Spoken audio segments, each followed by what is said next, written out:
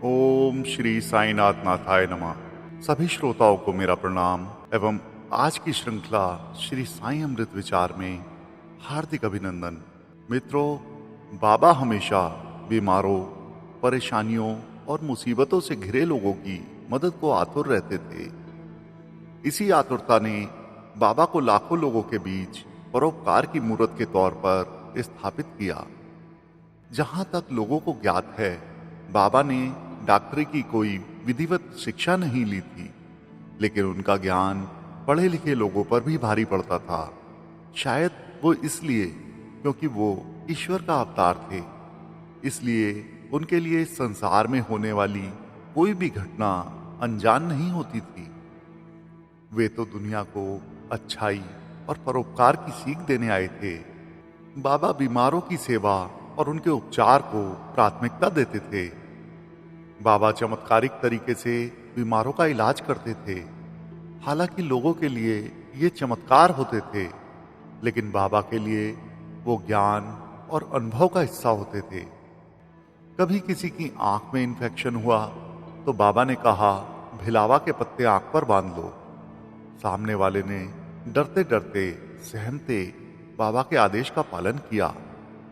भिलावा का पत्ता उनकी आंख को भला चंगा कर देगा, ऐसा संशय उसके मन में भी बना रहता था।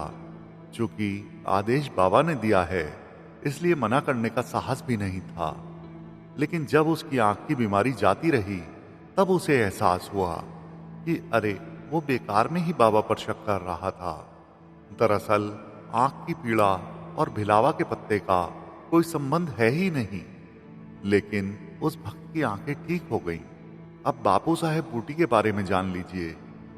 यह वही सौभाग्यशाली व्यक्ति रहे हैं जिन्होंने शिरडी में दगड़ी बाड़े का निर्माण कराया था। इस बाड़े में ही बाबा का समाधि मंदिर है, जहां बाबा अब आराम कर रहे हैं। बापू साहेब बूटी नागपुर के करोड़पति सेठ थे, लेकिन बाबा के भक्त हो गए।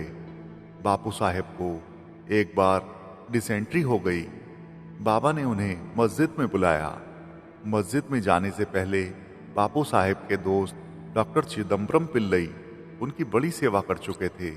बहुत दवाइयां थीं, लेकिन कोई लाभ नहीं हुआ। मस्जिद में बाबा ने उंगली हिलाकर इशारा किया, अब तुमको उल्टियां नहीं होंगी, अब तुम बैठ जाओ, अब तुम ठीक हो जाओगे। उसके बाद बाबा ने डॉक्टर पिल्लई को बुलाकर कहा, इन्हें बाड़े में ले जाओ और पिस्ता बादाम का काढ़ा बनाकर पिला दो। डॉक्टर पिल्लई को हैरानी हुई।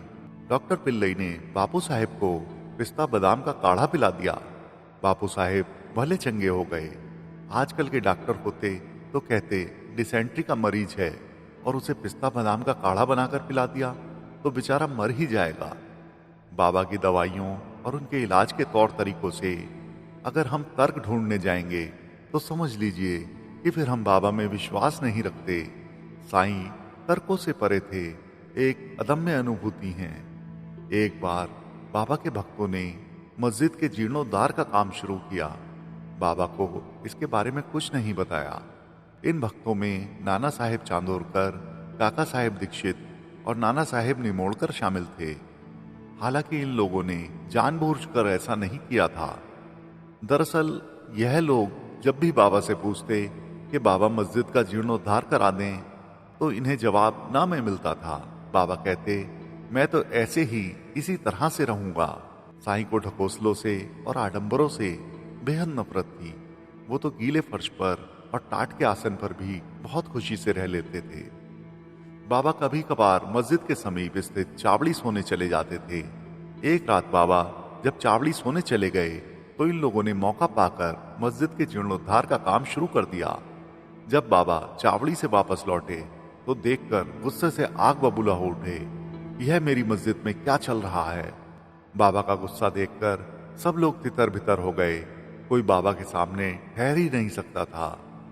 मस्जिद के जीर्णोद्धार के लिए खंबे गाड़े गए थे, जिन पर रातों रात छत खड़ी करने का इरादा था। बाबा ने जोर से हिला हिलाकर गिरा डाले। काका महाजनी बेचारे तो नाना साहेब चांदोरकर और काका साहेब दीक्षित के कहने पर काम करा रहे थे। उन दिनों उनकी भी हालत खराब थी। उन्हें अतिसार हो गई थी। वो मस्जिद में काम कराने जाते थे तो पानी से भरकर लोटा भी ले जाते थे, क्या पता कब जरूरत पड़ जाए।